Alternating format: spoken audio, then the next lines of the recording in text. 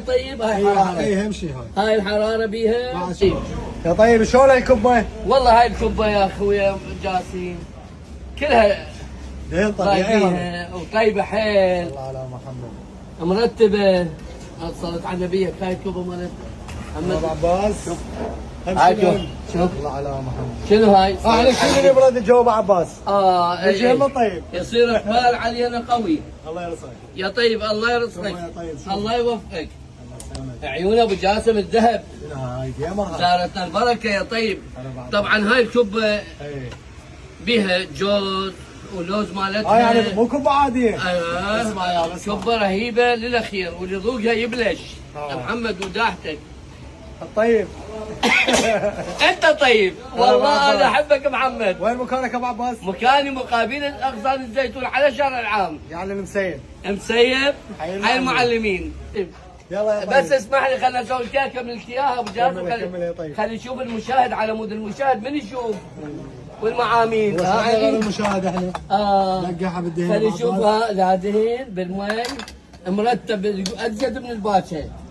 ولو احنا هذا المريض يجي هنا يجي اهلا وسهلا به.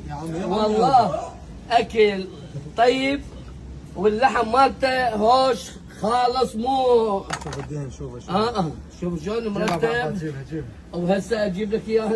يا طيب. خلي نشوف المواطن. يا طيب هاي كبتنا. خنطقها نطقها لحم براسه. يا طيب. ونشوفه ألف عافية. وهاي ثانية. لا بس واحدة يا طيب. لا هذا العزيز انت العزيز انت. ابو جاسم باوع. هاي كلها لحم خالص. باوع الجوز الكشمش اللوز بيها هم تاكل وتشوف. ما حد يسويها بس عمو ناظم الطيب. باوع طيب بيها حرارة. طيب هاي حرارة. اي اهم شيء هاي الحرارة بيها. بعد شنو الحركات اللي واحنا خدام لهم للطيبين. زايدا عندنا شوندر وشلغم وبصل موجود. يا طيب يا يابا هذا هذا شتان ناظم. طيبين والله انا احبكم. ما عندي يجون هم هنا ياكلون.